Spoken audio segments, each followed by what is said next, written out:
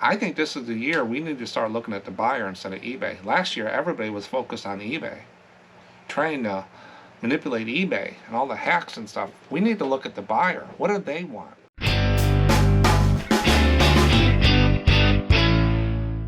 Well, another year has passed, and we're moving into 2024, or we're already there when this video comes out. I did this video last year where I took all the polls that I sent out on Saturdays. Every Saturday I send a poll out in the YouTube community tab, and we get about 60 to 80 people average participate. So it's a good sample of the viewers and postcard sellers out there, and resellers that sell more than just postcards. So they give me their views. So what I do is I put them all together and I sort them into different categories. Got listing, I put some in shipping, some in sites, and miscellaneous. These are the responses from you. Not just me talking, what people are doing and how they have an opinion on the poll and how they voted. Now, we're not going to agree to every one of them, and we can't fix everything to be the same as everybody else. You got to be independent sometimes. But I come up with 55 best practices. Now, they're not all best practices, but I had to come up with a name. So I call them best practices, but really they're to poll results. And that didn't flow as good off the tongue as best practices. And then in the beginning, I'm gonna do a reflection of what I did in 2023, how I met my goals that I said in the videos. So we can have closure on that and move into 2024. You can't keep doing the same every year. You gotta change some things, but you can't change it all. Otherwise you go crazy. So let's get started on my postcard goals for 2023. What were they? I said them probably every video, and people probably getting sick of what I was saying after the what sold, but it drove home to me every time I did that where I stood. So I wanted to sell 14 cards a day. I'm part-time, I'm retired, I'm not looking to that nirvana, that crazy number no one knows to be the best reseller, and why is this other person selling more cards? I just wanted to do 14 cards a day. It met my goals and everything. Then I wanted to do $70 a day. A lot of people say that's not a lot. This is supplemental to me. I'm part-time. I put myself this year in a category of part-time, and you'll see why. So if I do $70 a day, and remember, I don't pay much for my postcards. Most of the cards I got last year were under a nickel, because I bought some bigger lots and I was very strategic. But if I do $70 a day, that'll give me $25,500 a year gross. Take out eBay fees, cost of the cards, shipping stuff, envelopes, taxes. I put a little over $1,000 in my pocket a month. Free and clear. Everything's paid. And yes, I do pay taxes. I pay quarterly taxes to make sure I'm whole there. And then I wanted to raise my ASP, my average sale price. I got rid of the toys, the higher end stuff. I just wanted to do postcards and I wanted to slow down. But I needed to raise my ASP so I can meet my bills. I did that. It went up about 5%, which isn't bad. I'm not looking for a top jump the first year. It takes time. I gotta buy better cards. I gotta buy more. I have a lot over the years. I like Chrome, divided back to Chrome. I have enough of those. I have over 50,000 listings now, and a lot of them are divided back to Chrome. So if I can spend some time and spend a little bit more money, I can raise that ASP by getting some better cards. I'm not going to go for the top dollar ones and stuff, but if I see them, I might buy them. So that's where I'm at, but I had to get the average cards, and that's what pays the bills. And that's the strategic sourcing part. I'm not going to buy a lot online, stuff like that. It's been picked through. I go to auctions. I'm going to one this Friday. They got some nice trade cards, collections and stuff like that. Might pay up a little bit, but in the end it should help me in 2024 go up another 5%, then I'll be 10% over 2022. But how did I do? With the calculation, I sold 13.4 postcards. How do you sell 0.4? So I rounded up or down. I always rounded a whole number. I sold 13 cards a year. So I think I had a pretty good goal. Average per day, I sold 13 cards in 2023. I didn't kill myself, paid my bills, and put money in my pocket. I was way over $70 a day. I actually did pretty well with that. I think I was a little low on my goal. I didn't even have to struggle to meet that every day. For the average, some days I had some $6, $8 payouts from eBay on a day. And then some days I had $100, $200 days. It all averages out. My ASP went up, And I source mostly collections, lots, and stuff not online, and that's what I wanted to do. I reached over 50,000 listings in eBay, and people say, how did you get 50,000 listings? Well, when you list them and they don't sell, they just keep adding up, and they keep in the boxes. And I'll tell you what I'm going to do with my older cards now, coming up here in a second. But I reached 50,000 listings. That's more of a personal goal. I'm not trying to compare myself to others or whatever. They just keep adding up. I have the time to list right now, so I use it. I reduced my expenses by getting rid of toys and stopped doing the flea market and slowing down and looking at subscriptions and all that stuff by almost $4,500 last year. I cut out of my expenses. I did without my shipping supplies. I went down to what I wanted to do. I only carry maybe 6 different boxes really. In the Ko-Fi store I have to carry a few more now, but that's about it. I think I still got the same bubble wrap I started at the beginning of 2023. I think I maybe only bought 2 rolls of bubble wrap, if that. And tape, I don't even know what I went through, maybe for the whole year, 10 rolls. Because I don't use it. So I don't have those expenses, so I slowed down there and was able to save $4,500. And that went right to the bottom line that I'm not spending. I took a lot of applications that I was paying monthly for, and I bought an application, like with the photos for the thumbnails. I was paying $25 a month for a thumbnail creator, but then I paid like $40 for Affinity Photo, that's kind of like Adobe's competitor, and learned that. I paid for a course to show me online. I think it was $12 to show me the basics, how to get around it. And once I figured it out, then you see the thumbnails. It's a one-time, lifetime deal. Not too bad. I've removed almost all of my other items I sell, except for postcards and ephemera. I do pick up some toys and things that I see. I just can't pass it up. It's too good of a deal. But I removed all that stuff. So I don't have the storage unit cost anymore. I don't have the trailer. I don't have the flea market stuff. I don't have the tables and the racks all over and the boxes and stuff like that. I don't have all that stuff anymore. That was my goal in 2023, get rid of all that, and I did. I gave some of it away. I was done with it. I was moving on. I got rid of all the sites. Etsy, Hip, all these different sites that I was selling on, I got rid of those. I only sell on eBay. I'm not going to turn my head and look at these other sites anymore. Most of the postcards are listed on eBay and sell on eBay. That's where most people are, and that's where I wanted to be. And when I turn my computer on, I don't want to look at stuff. My long-term growth is not with cross-listing, going on sites like Bonanza, all these other sites. That's not where my long-term growth is. Sure, I got a little Ko-Fi store, but that's just an add-on for me to be able to put stuff out there for resellers that watch the channel and looking for reduce their cost. And if you're not a member of Ko-Fi, you can sign up for $3 or $4 a month. And what that does, it gives you 40% off of the stuff in Ko-Fi. Last year, Ko-Fi was in the negative. And the reason why is I put a lot of money into buying inventory. Sleeves, different things that people can go to and just, hey, I need a pack of sleeves real quick. I try to ship out the same day with Ko-Fi. It could be the next day, but I'm growing that store. I have the time. I try to get it out. It's one thing I can do is ship quickly because I have the time. But if you check it out with Ko-Fi, that's one of the things that I'm trying just to break even. Pay the fees, pay the stuff, maybe put a little extra here and there that I can buy a few other things, but it's not the main money maker. But I look at my long-term growth as not trying to be everywhere and everything. So going in 2024, I want to sell 16 cards a day. So I want to stretch it a little bit. I think the economy is going to get a little bit better. eBay is going to get better. So I'm going to give myself 2 more cards. It's 3 over what I actually did this year. So it's going to be a little push. I want to do $80 a day. I did that easily this year.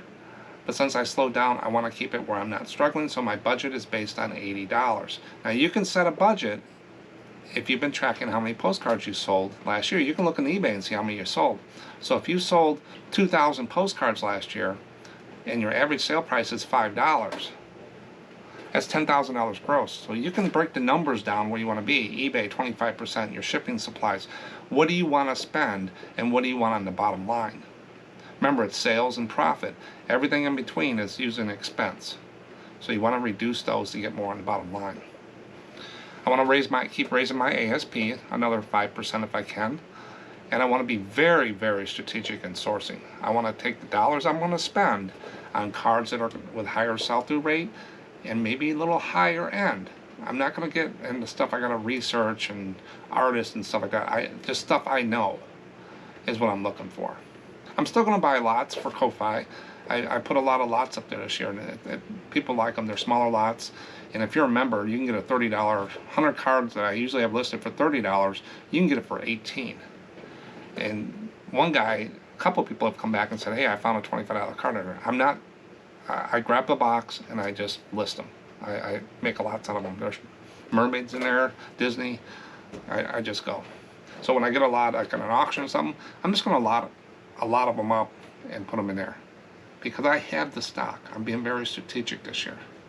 And if you've seen my video, I have my inventory already set for 2024. I already scanned the end boxes, so I just need to do a box a month, and that'll give me what I want. So I'm not really looking for a big lot of cards this year. I'm trying to get rid of all that back stock that's in my closets. And they're doing no good to me or anybody else by sitting in those boxes. It's not a badge of honor or anything like that. It's just stuff I collected. I'm just going to start moving it out. Now, if I do $80 a day times 365 days, average for the year, I'm going to make $29,200 gross if I do $80 a day. It'll still put that about $1,000 in my pocket a month, and I'm going to be able to spend, maybe buy another camera or something else. I'll use the money to do some things, go on a trip and stuff like that. I'm thinking about going out to York, Pennsylvania for the show in November next year if they have it. Do I drive? Do I fly? It all depends on the budget. Another question was, what will I do when I max out my premium eBay store at 60,000 postcards? Remember, you get 10,000 listings, but some categories you get 50,000 free ones. So you can have 60,000 postcards in a premium store for postcard listings. I'm over 50,000. I don't know if I'll reach 60 this year, but if I do, no, I'm not going to go to an anchor store. I'm going to start taking my older boxes, ending those listings and lotting them up and sell them for a very easy price. They've been up there for 3, 4, 5 years, some of them. I think that my oldest is 2019. So I do still sell them, but that's how I'm gonna rotate my older stock out, is just pull down 2 boxes, which is about 1,000, 1,200 cards, end those listings, and that gives me another couple months, and just keep rolling it that way. And that way I start reducing some of the stock I've had. But I'm not going to pay $300 a month being part-time selling postcards. That's an expense I do not want to pay. It's not worth it for that. If I was still doing toys, I had an anchor store on Postcards years ago, but since they give us those free listings, no, I won't do that. Long-term growth is not with eBay hacks that I wrote down here. I've been writing these notes throughout the year. All this selling entry list, run markdown sales, coupons, look at my numbers. I've never one that jumped on that bandwagon. I'm not going to do it. It's not long-term growth to me. Those are short-term gains, and you got to keep doing it. Once you're on the hamster wheel, you got to keep doing it. There's not one thing out there that's going to make it or break it every day. I want repeatable, sustainable processes, just like with YouTube videos. We're going to talk about that here in a second and stuff like that, and then we'll get into the polls. But everybody's looking for that one number every year, I hear. I always ask the question, what do you want to do this year? How many items do you want to sell? They don't know. A lot of people don't know. They don't know what number. They just want to, they're seeing all these other people selling all this stuff. They want to do that. Come up with a number. 10,000 this year? Do you want to put $200 more in your pocket every month? Figure that out. And that's the number. Next year do $400. Next year do $600. And sometimes you'll jump up. There's prodigies out there that start out and they just kill it. They got some great boxes of postcards and stuff like that. But is it sustainable? Is it something you want to do the rest of your life? So you want to do that. And you want to have a measurable set of expectations. So doing all this stuff, sales jumping all around, chasing hills and valleys are not measurable. You got to run things for like 3 to 6 months to see what the trend is and see if it's really working. So you got a measurable set of expectations. And all those numbers eBay give us, sometimes it's worse when companies give us more analytics than we really should have on some people. I'm from the technical world. I'm versed in computers and technology. I'm an electronic technician and engineer by trade in technical management. When we buy computers and stuff like that, yeah, we might look at some benchmarking, but we don't get too far. I usually get a couple PCs and put it on the desk and tell people to use it. Let me know if it works. I'm not worried about i7 and this thing and all these numbers. Some of it's just marketing ploy. So eBay, those are key point indicators. Those are just indicators to see where you're going. It's hard to change some of those numbers. So don't get tied up in all the numbers just because you think one's down or eBay tells you it's low. If you're still making money, then you're still doing it right. But pick a couple numbers that you want to increase and figure out how to do that. But don't get caught up in all the benchmarking. But how did I do on YouTube last year? I'm going on my 3rd year YouTube. It's a long haul with YouTube. It takes a while to get up to where you want to be. I'm very satisfied with where it's at. They give you these numbers. YouTube sent this to me and I saved it for the end of the year. My YouTube stats for 2023 were, the channel grew by 905 subscribers in 2023. Sure, we lost some. People will come in, look at it, postcards, leave, get what they want, and then go back and stuff. Every day I see some grow, some leave, some grow, some leave. It's just part of it, of YouTube. My current subscribers as of this video is 2,329. I grow maybe between 30 and 50 a month is the average for the year. So it's not, I'm not killing it, and it's at a level growing where I like it. Some people say they want 10,000 subscribers right away. It's not going to happen unless you, even if you get a viral video, viral videos can be bad because you get all these subscribers. So say I go out there on a live show and I do something and I get 10,000 people come and subscribe. 75% of those people are probably never going to watch another postcard show. So you're not really gaining anything. I'd rather have 2,329 subscribers and 70% of the people watch the videos than having 10,000 subscribers and 50% down. It's all about the views and the watch hours. Subscribers are an indicator. It turns things on. It's good to subscribe so you see the notifications and new stuff coming out. That's what it does. But for the sellers, it turns stuff on. We had 108,000 views. Just think if you put 108,000 people in a place, how many people is that? I put up 73 videos last year.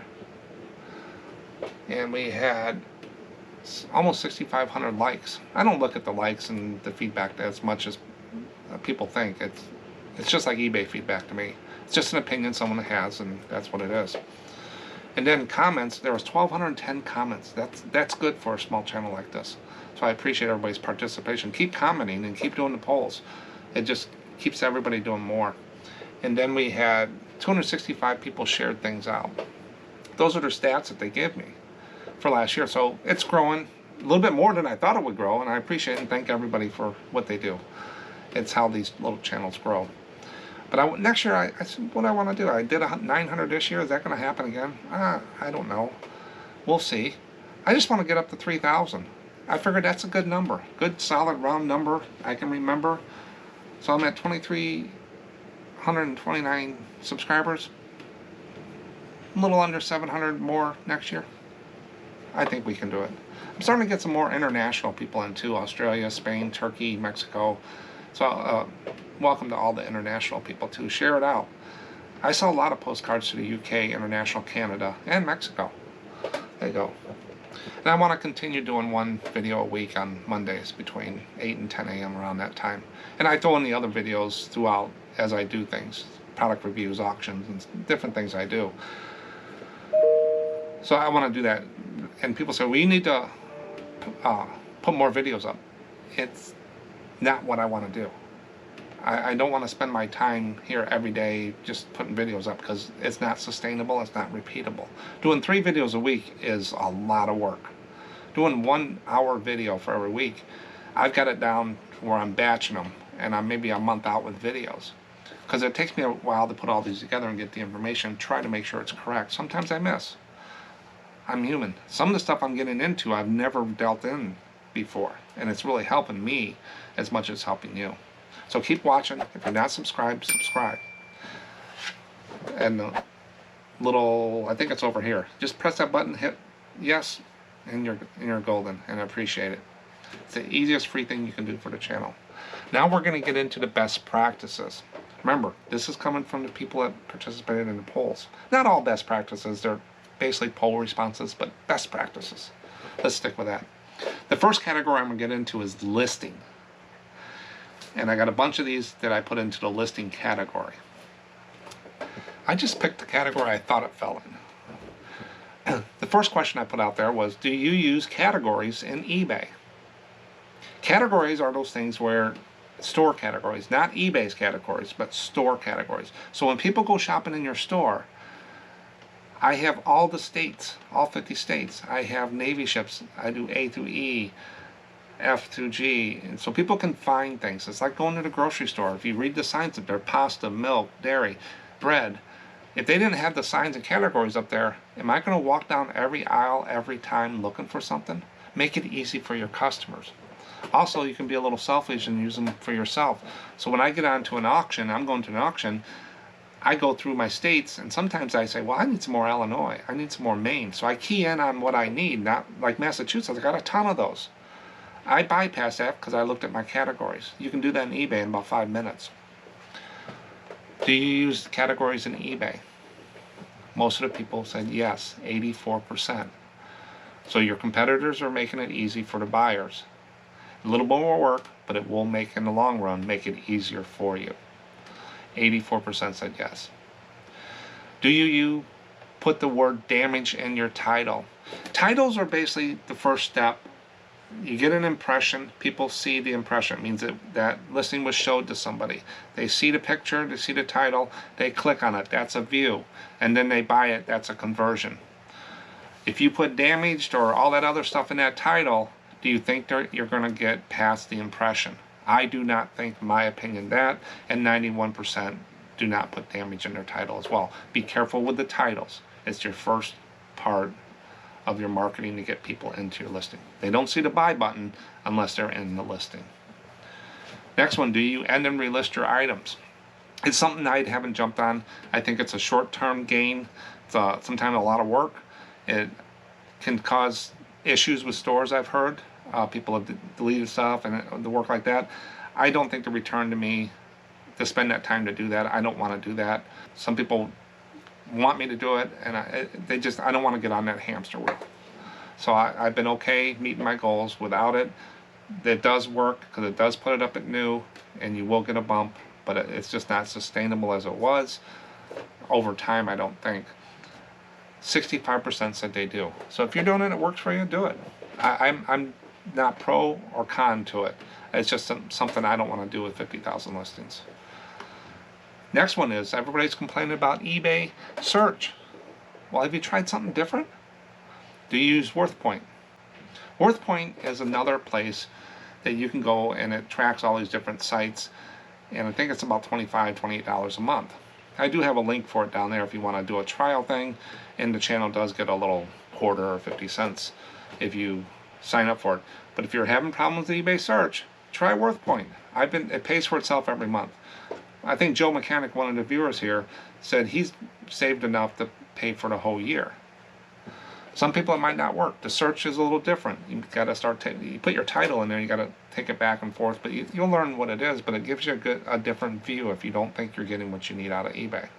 71% said no. A lot of part-timers probably wouldn't be helpful unless you're doing a lot of cards sometimes to pay for that $28. But I'll tell you, give it a shot. You can do a trial, get 10 views or something like that of money, of the dollars. You can see it, but you can't see the dollars until you pay. And you can do it by the month, and you can always stop. 71% said no. I think that number's going to grow a little bit. Next one, do you use a cross-listing app? I'm not a fan of them, never have been. Some categories like clothing and stuff, I think maybe it would work better. But I'm not going to chase down and worry about all those different sites and rules and shipping and stuff. 87% of postcard sellers said no. And I'll just leave it at that. But really, if you spend $30 a month on cross-listing app, that's $360 a year. That's 72 $5 postcards you got to sell just to do that cross-listing stuff. Plus the time you spend learning the app and watching it and make sure it works. Because anybody makes a change anywhere on any of those sites or that app, you got to relearn. It can cause a problem. So $360 a year to cross-list? Just put more cards on eBay. Are your listings titles optimized for the machine, means for eBay, or are you optimizing it for the buyer? The reason I put that poll out there is a lot of people are trying to circumvent eBay or get an eBay search, get on the front page, put this in the beginning, put this on the end, put these keywords in, so it doesn't read as a title. It's for the machine. That's why they have item specific. A lot of people put unposted, linen, stuff like that in the title. There's item specifics for that the search will pick up. Just put it down there. 46% said they do it for the machine, and 44% said for the buyer. I put 2 here because they're so close. I think this is the year we need to start looking at the buyer instead of eBay. Last year, everybody was focused on eBay, trying to manipulate eBay and all the hacks and stuff. We need to look at the buyer. What do they want? If you have the right products that they want, and a clean title, clean things, ship in 1 or 2 days, and back up everything you sell with a good price, you're going to sell stuff more than if you did all this machine stuff. Next one, what is the more valuable to your business? Your scanner or thermal printer? This was a tough one because these 2 items are the mainstays of postcards. 57% said scanner. Yes, I would have to say my scanner is the best. I can always print out a label if I need to. But a duplex scanner, once you get going and postcards is something you want to do, look into the Epson 580, 400 scanners. It will save you a ton. I'm actually going to do a video about flatbed scanners. I'm going to show you how much of a pain they are. They're dead to me. A lot of people jump up and down and say that's the only way they do it. Okay, I'm going to be able to list 100 times more postcards and scan them than you will, and your competitors will too. So I'll do that video later this year. When you have multiples of one postcard, what do you do? How do you? Some people, when I did the boats, they said I should just put 3 up, and then as they sell, put more up. I got thousands of ship cards. I bought a big lot, 30,000, 20,000 cards. I was not going to manage these cards. So I counted out, if I had 300 of them, I counted them out, did one listing and put 300 in there. It doesn't do whatever. I have people buy multiple ship cards a lot. But most of the people said they create one listing and add total quantity, 60%. They do what I do. I'm not going to sit there and manage my inventory like that. It's too much work. The more you touch the cards, the more amp you're going to cause a problem. Do you save your photo scans after listing a postcard?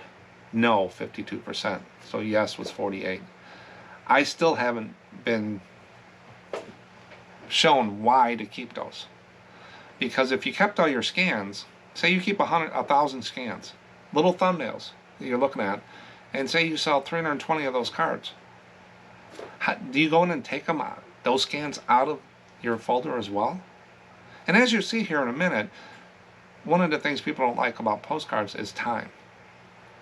So why are you spending time doing that? I still haven't been convinced that why we should save that.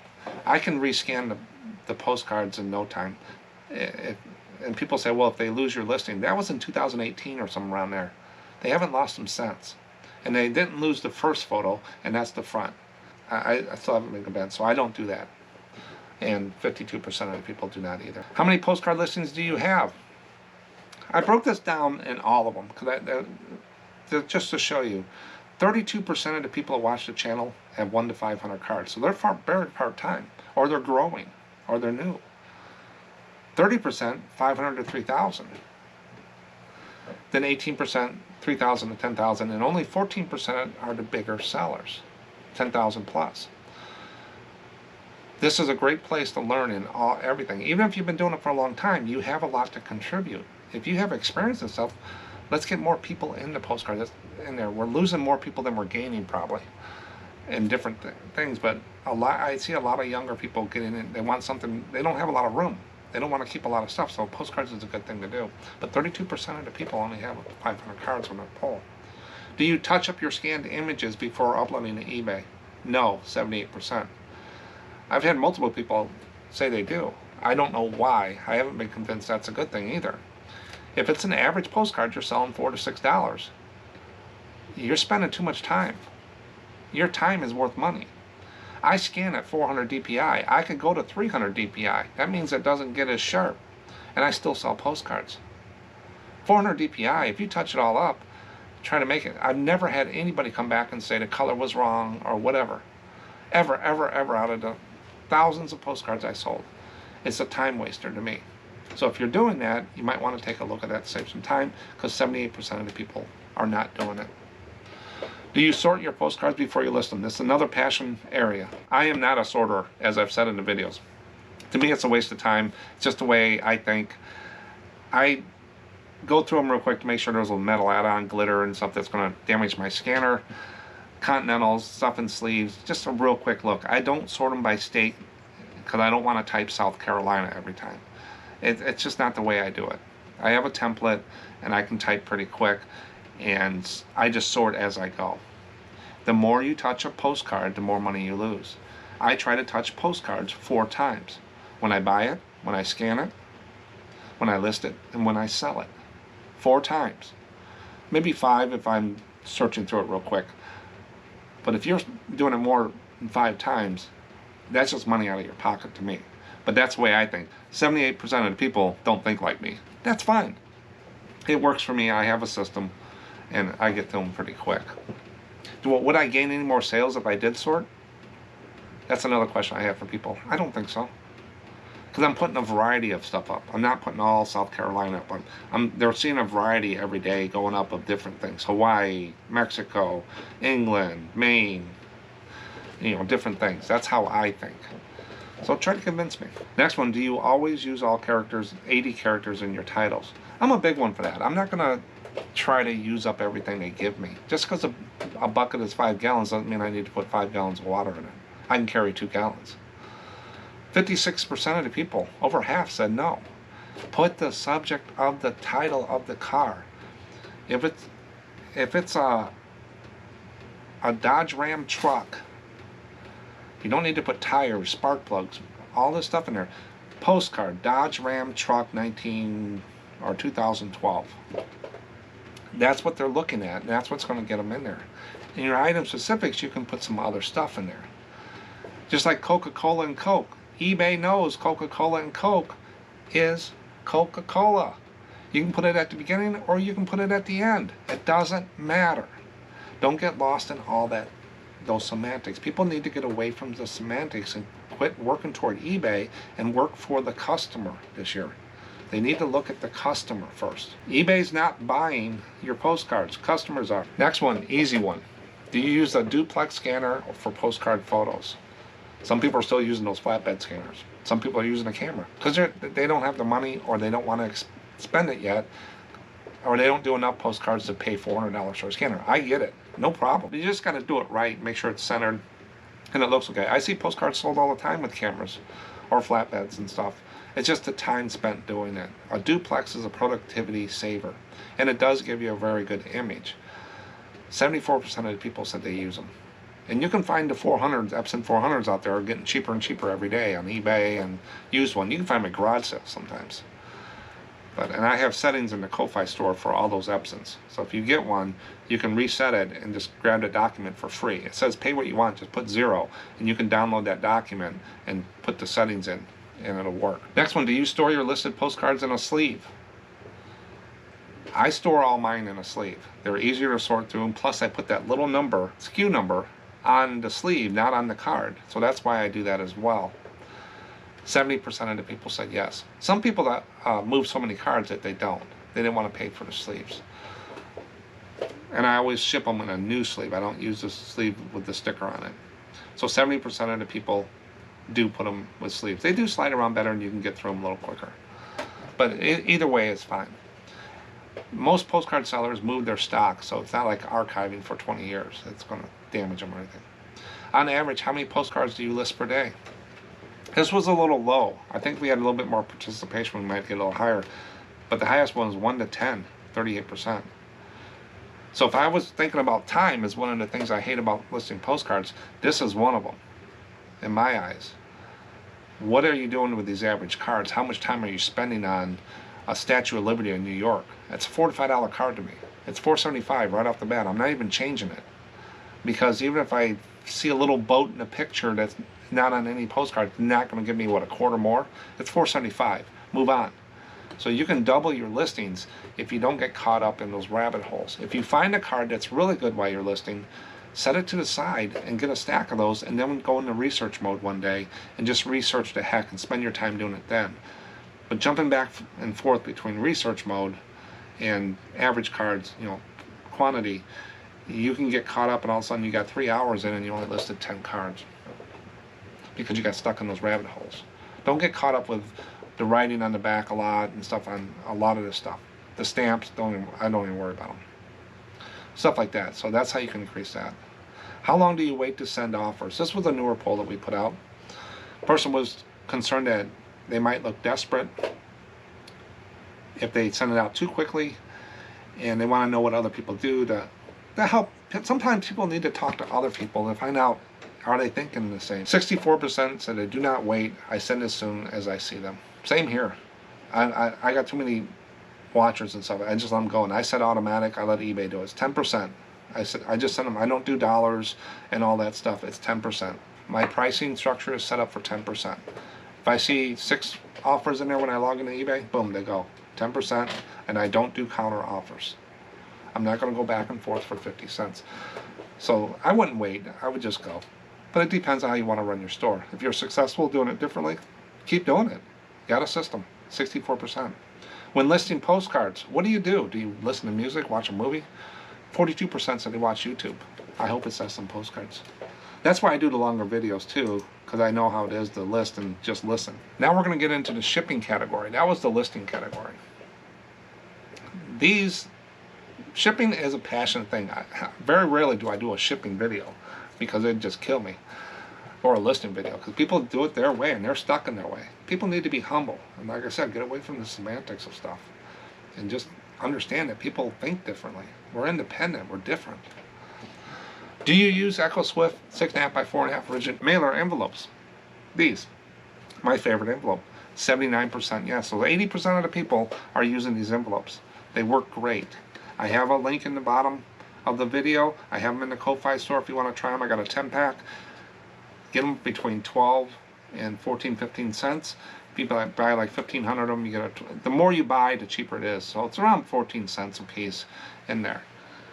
And they come in boxes of, you can get them in 10, 20, 50, or whatever, and stuff like that. But if you want to try some, I have some in the Ko-Fi store, 10 of them if you want to try it. But 80% of the people said they use it. Do you pack and ship orders on Saturday?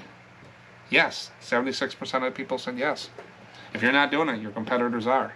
If Sunday was open, I'd put them in the mailbox then too. Do you put a do not bend sticker on your envelope when mailing postcards? To me, I did a video on that. To me, I think it's a target for people. 70% said no.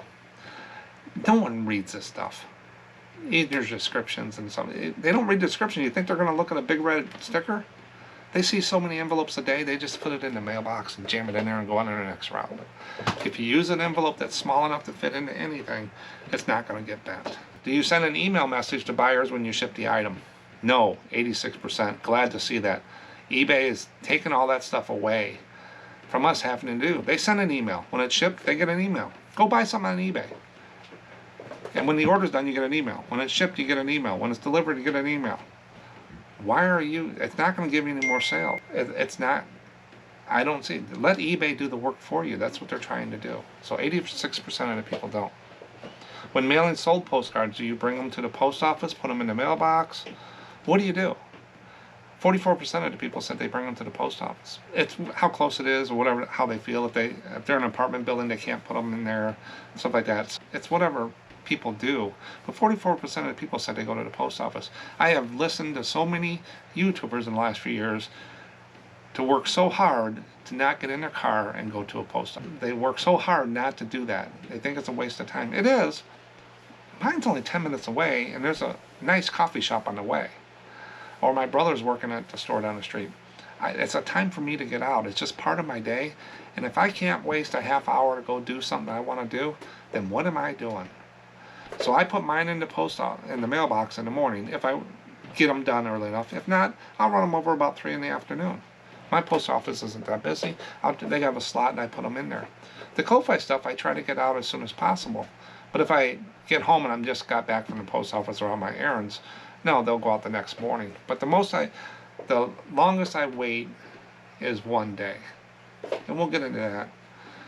But do whatever's comfortable for you. But I like getting out, and I don't want that pressure of saying, well, I don't want to go to the post office, I don't want to go to the UPS store. Shipping is the most important thing to me.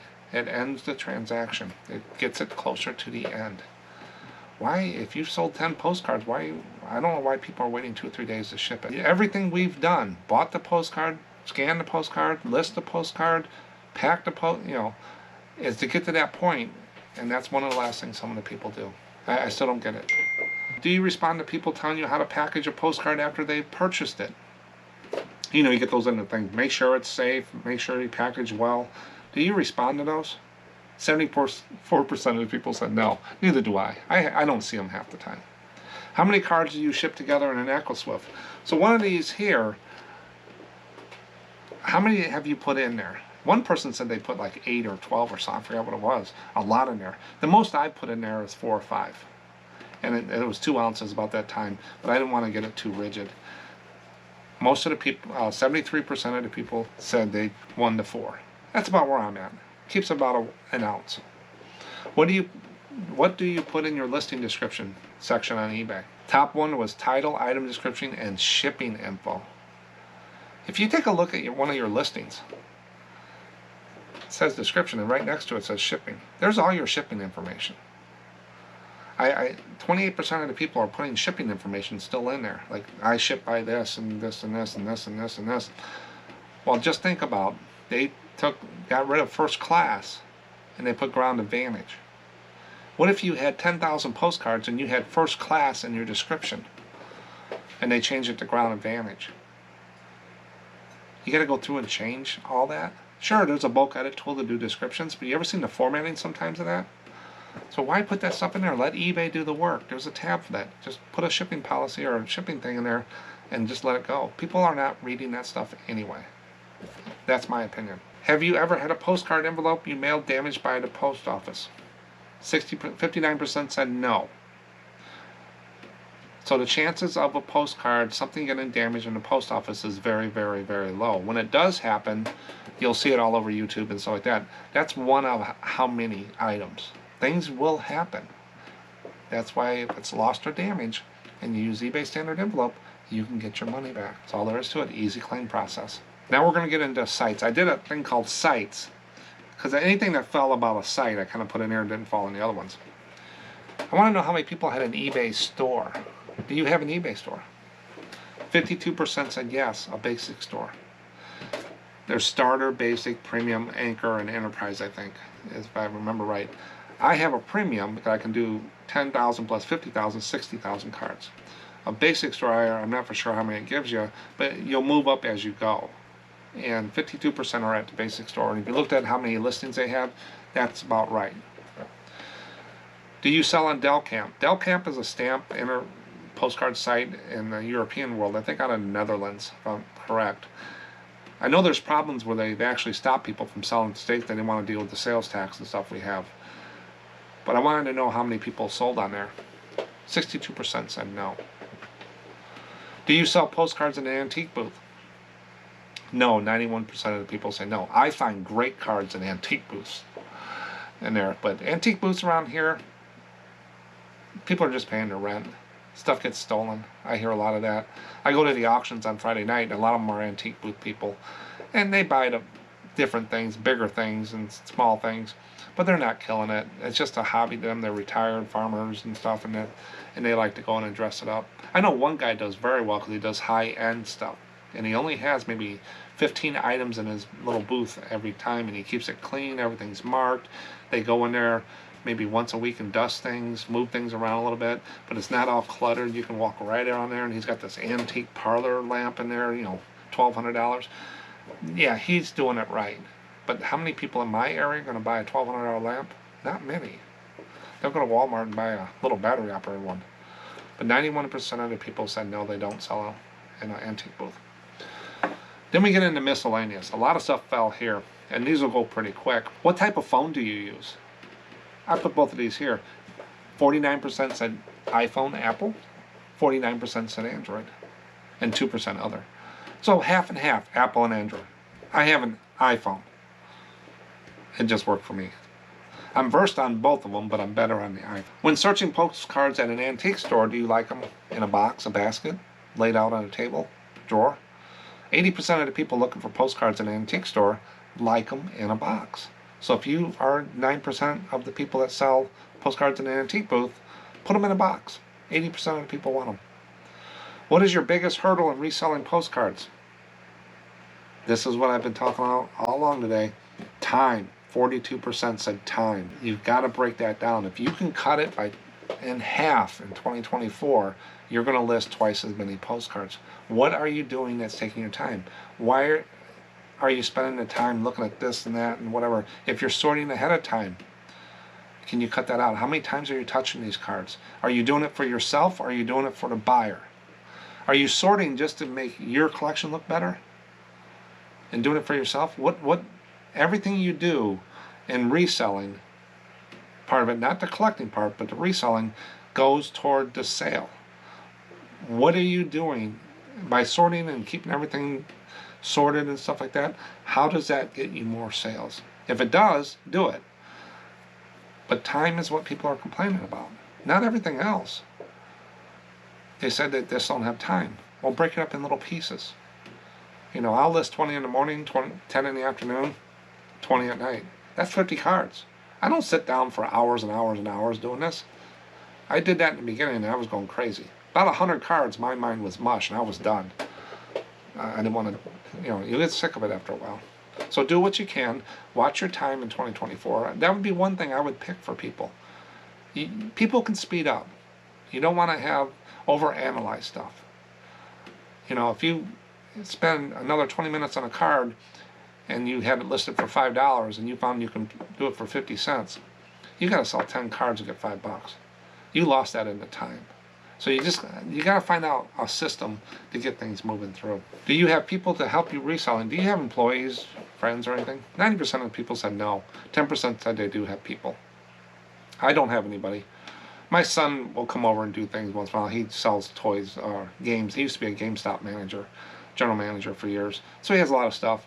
He'll jump in once in a great while, help me move stuff around and stuff like that.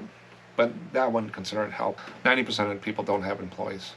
Have you ever filed a claim with eBay Standard Envelope?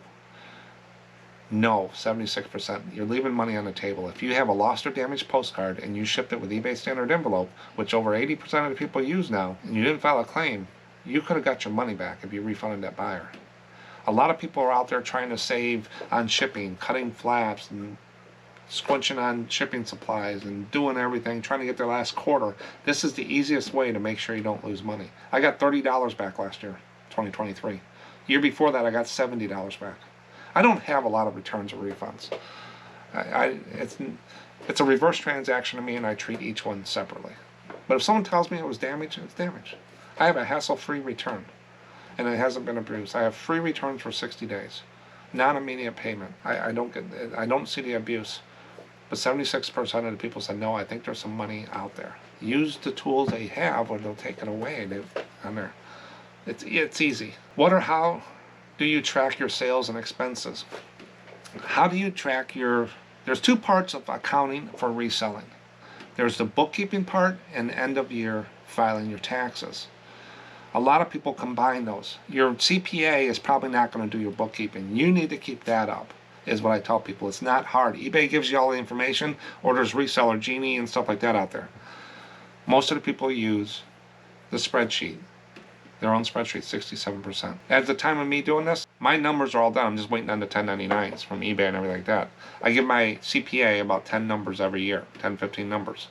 And then and she files our taxes.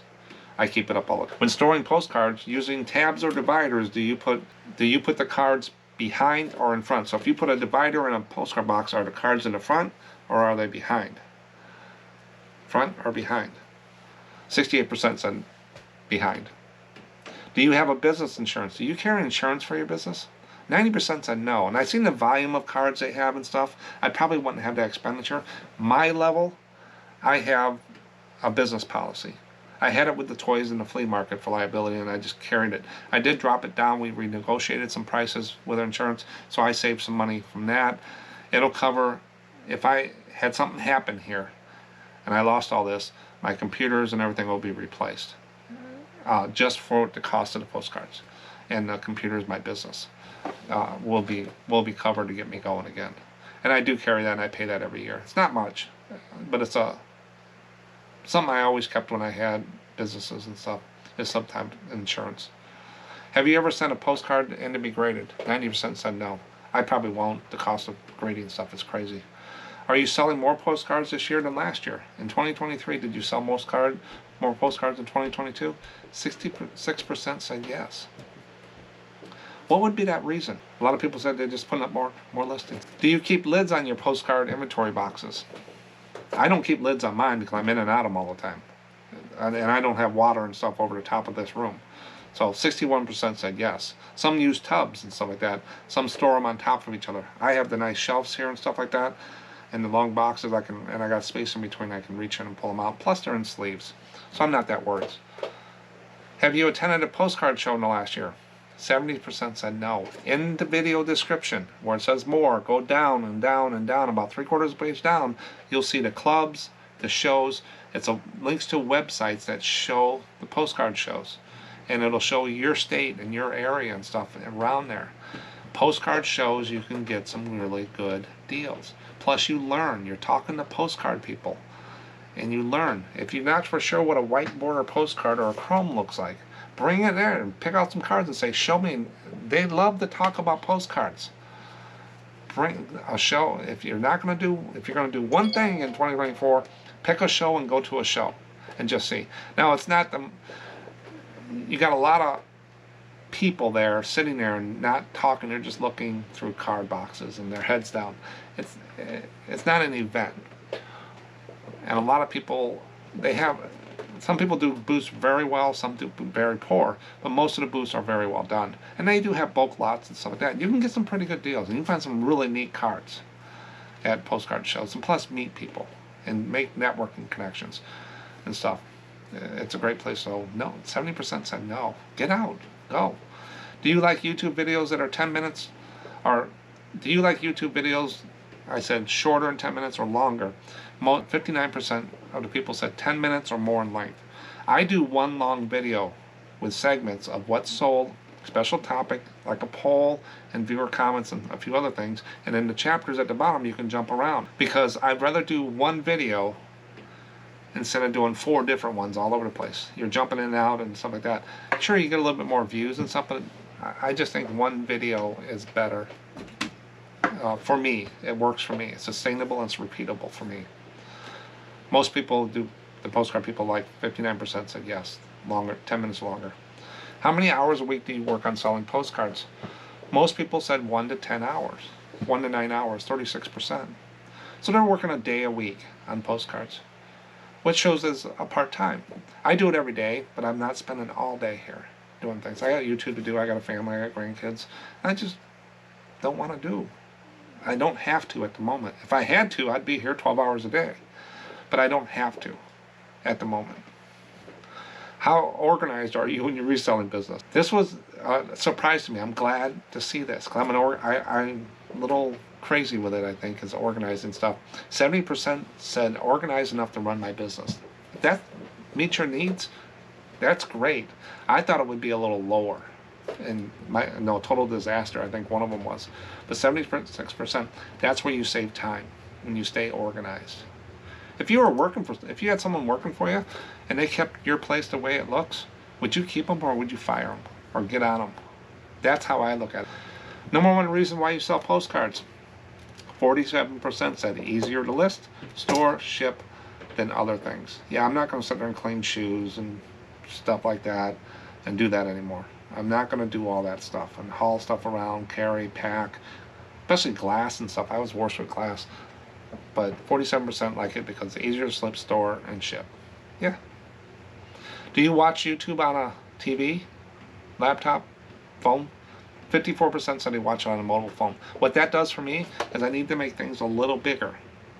I want to get them a little bit bigger. Not over bigger where the TV gets blown out, but that gives me a sense where I need to be. And that's how you treat your postcard business. You tweak little things. So 54% of people watch on the phone.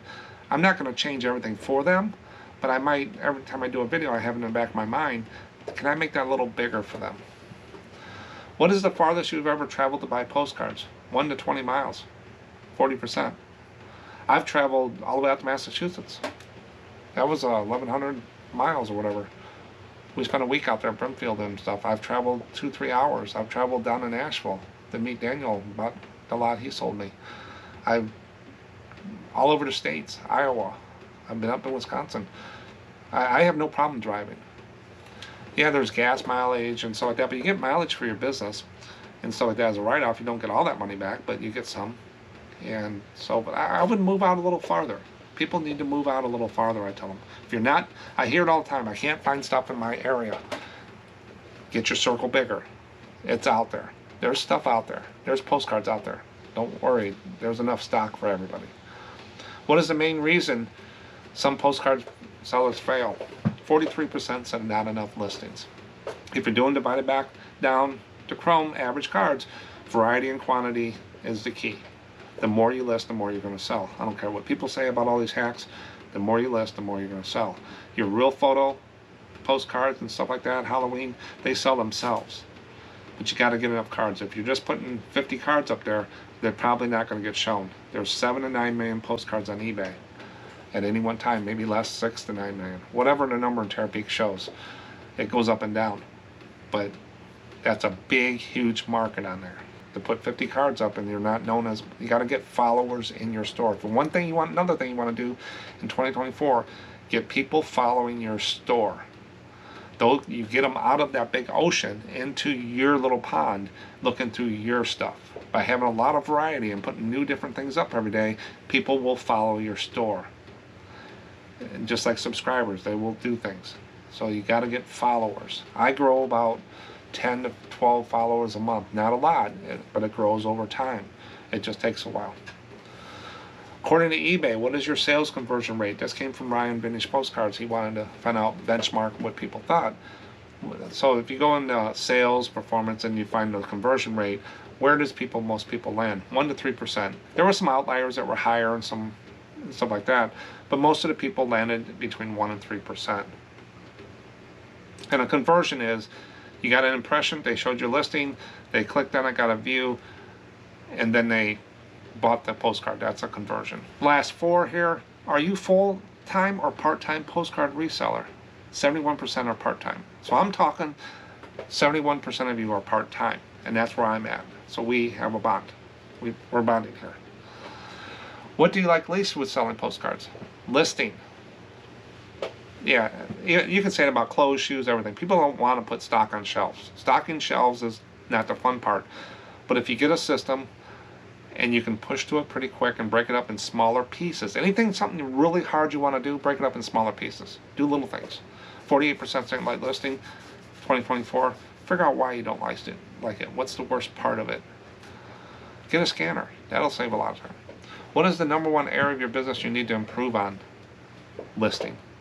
55%. So listing is a big one. I'm gonna, in my mind, this helps me for next year. Is maybe I need to do a video on my template I use, how I go through my process, and we can do one of those, something like that.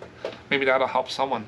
Maybe it'll help me. Someone will tell me, hey, there's a better way of doing that, and show me something different, because I don't want to get stuck in my ways. I'm always open to different things. I'm not the best at everything. And one of the last polls I did for 2023, do you run markdown sales on your postcards? 53% said no. I only do it on like a Friday, Saturday, Sunday, and then Monday morning or Sunday night, late, to get followers. I'll let it pick 10,000 cards. I don't care what it picks. 30 to 40% sale, 30%. I don't think a sale, if you put a 10% sale out there, anybody's really looking at it because it just pays sales tax. You've got to give them a bigger piece of the pie if you're going to run sales. Some people put a $10 postcard up, mark it up 30%, and put a 30% sale on. I remember one time eBay didn't even allow that. They stopped it, and then they undid it because they got a lot of pushback, but they wouldn't let you put anything on sale for the first 30 days or something like that. Sales really do better when they're shorter, I think, and then they start seeing that only 2 days left for this is what shows on the listing and stuff. Postcards, there's not enough margin in average cards. A $4.75 to $6 card I put up, why am I running a sale on it? It's a collectible. It's not toothpaste. Another thing, I'm not trying to be undercut by a competitor. It's a collectible. Kind of different to me. But no, I don't do that many markdown sales. So we just went through everything. Recap of 2023, all the poll things. I had my opinions on a few things. Put yours out there. Doesn't bother me how you do things, but sometimes by hearing it from somebody else and other people, it can make you think about going and doing something different, stuff like that. But if you're doing well and you like the way you do it, keep doing it. There's no reason to change. There's no right or wrong way to do this, and there's no fair way to do this. Some people sell postcards that I sell for $4.75 for $8. How do they do that? They have followers. They have reputation.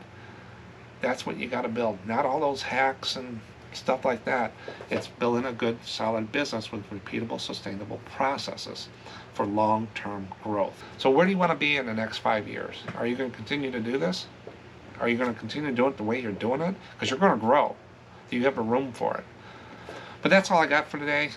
Appreciate everybody's support in 2023. I have the whole schedule set for 2024 for videos. And the Ko-Fi store is stocked. I got a few new things coming in. Got card lots over there for resellers and stuff like that. If you want me to stock something, let me know. It's not going to be a huge store, but you can get some good deals there. And like I said, I just used it to put more stuff for resellers. And I'll catch you on the next one. Here's some more fish. Bye.